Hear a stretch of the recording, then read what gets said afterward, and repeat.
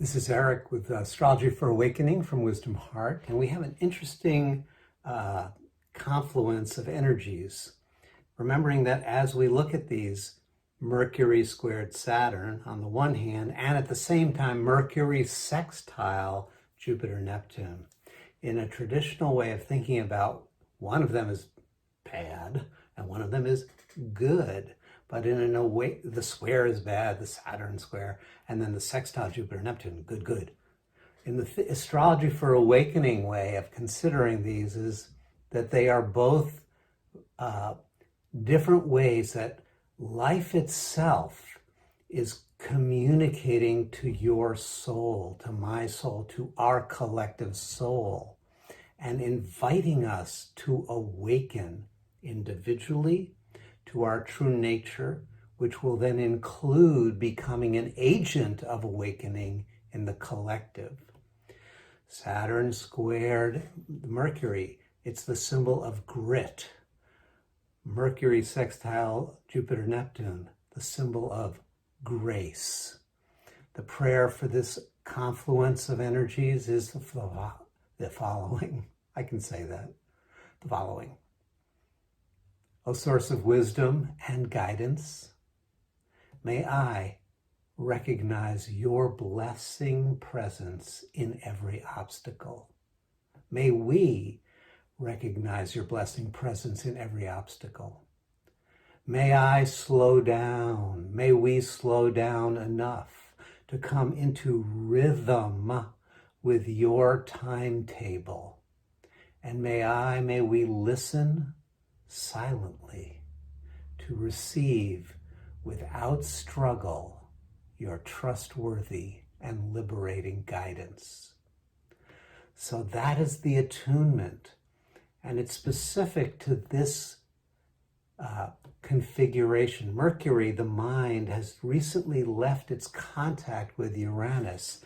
We talked about that. When Mercury is conjunct Uranus, it's a liberating inspiration.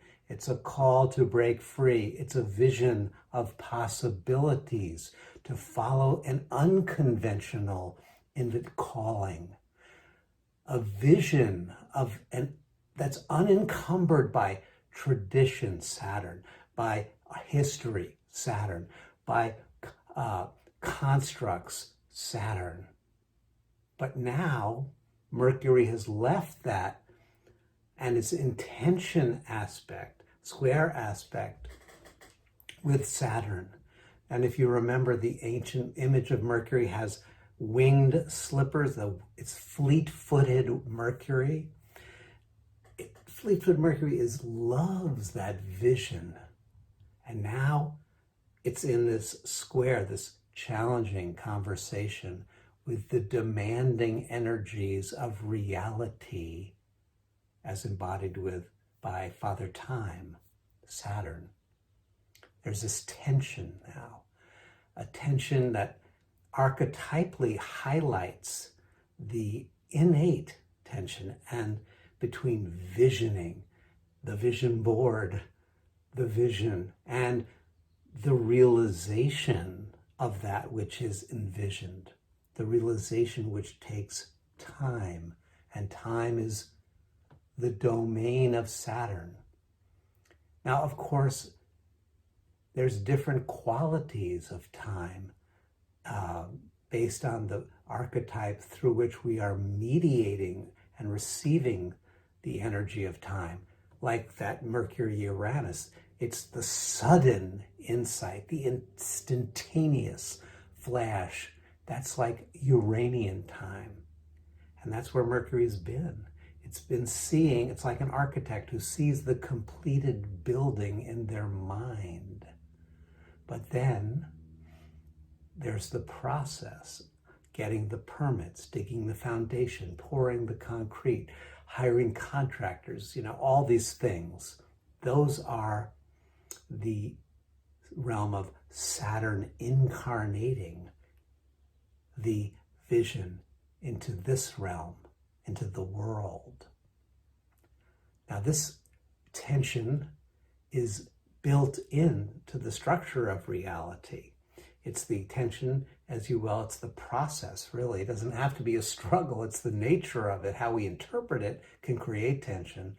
That the idea in the super subtle realms, the visionary realms, in order to become embodied, must precipitate through different gradations of reality. And staying clear and navigating that process requires clarity and grit, a good Saturn word. In the Bhagavad Gita, in the 18th chapter, Krishna, the wisdom heart conscious, the awakened divine, is speaking to Arjuna, the earthling, who has been in this conversation with Krishna about what to do and how to move forward in what seems like an impossible situation. And Krishna says, no soul should stop the work allotted, even though weary, even though plague spotted. So this is first half of this verse says, stay with it. In the face of exhaustion, in the face of tiredness, in the face of disease even, it's saying plagues of the mind also is what it's speaking of. The thoughts come, stay with it. And here's the key for us today. Every endeavor has its own Saturn. Misleading can be the first visual pattern. Every endeavor has its own Saturn. Misleading can be the first visual pattern. So every endeavor has its own timetable. It's gardening time here, and looking on the seed package, radish seeds will grow into radishes in about 25 days. Look at the packet. Pumpkin seeds will grow into pumpkins in 4 times as long, 100 days. If you want to grow an oak tree, expect 3 years, 1,000 days before it's established. A radish seed takes 25 days, an oak tree takes 1,000 days. They're both working on the correct timetable based on the nature of that endeavor. Krishna says every endeavor has its own Saturn, its own timing structure. And the first visual pattern is misleading in the sense of when we move up to the higher realms, when we are in touch with the vision, we can see it as if it is complete. It's like Mozart hears the whole concerto, but then has to still transcribe it onto the paper, and that's the Saturnian process. So what's the vision that you are being called to? What is the vision that you're pursuing, that you're committed to in this life? What is it that you want to incarnate, embody, and express? Now, if it's a radish vision, your Saturn time delay is going to be relatively short between vision and manifestation. If it's an oak tree intention, then that vision will take a bit longer.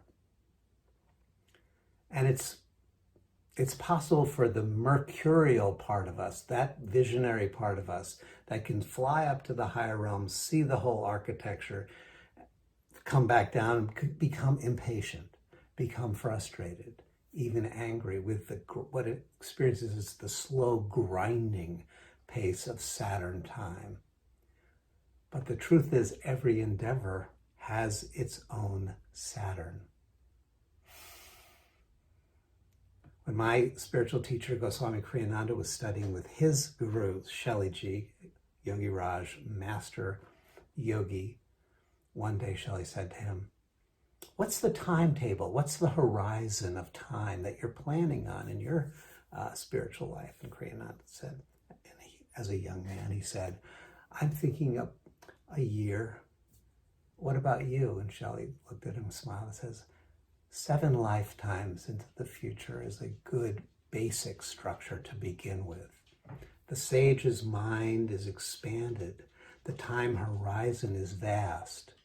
And now with Mercury squaring Saturn, that mind which wants immediate results can chafe against, even struggle with the Saturnian demands that arise but they arise as part of the manifesting process.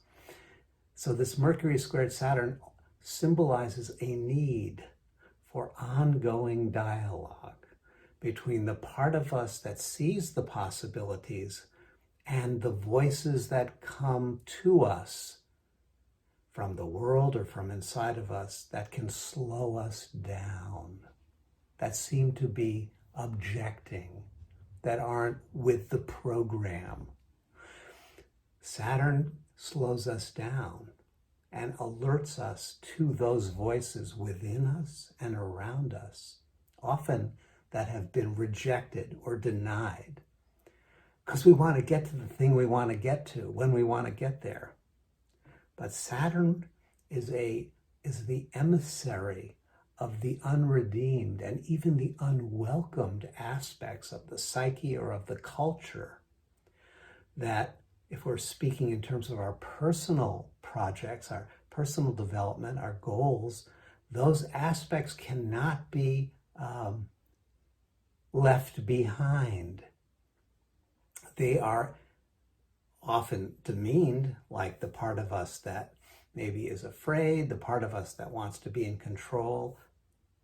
They will show up to us in the world. Remember C.G. Jung's famous admonition, which was, when an inner situation is not made conscious, it appears outside as fate.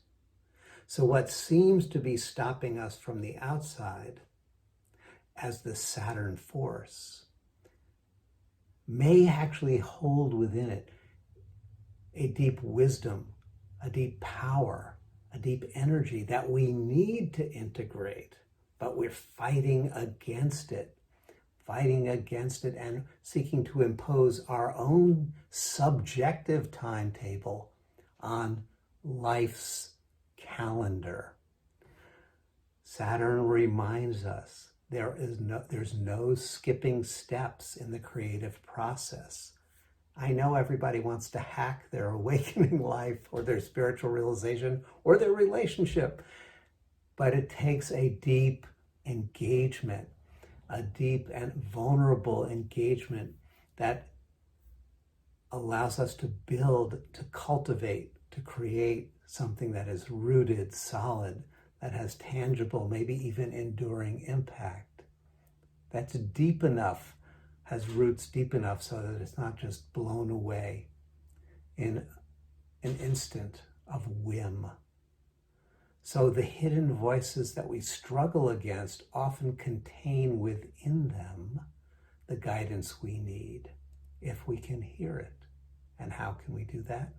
The instruction of Saturn: slow down, even sit down, even become still.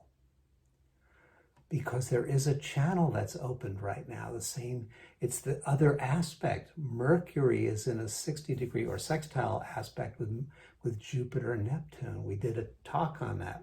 Jupiter, Neptune, the great benediction, the great blessing energy in Pisces. It symbolizes, this sextile symbolizes a connection through which the quiet mind can receive inspiration, Jupiter, wisdom, Jupiter, Neptune, even grace, Neptunian energy, that is to flow to us. It's to flow to us. Jupiter and Neptune in Pisces, it's as if there's this inner well, this sacred well. And the well, if we can enter into it, connects us to rivers of blessing that flow deep, deep within the body-mind.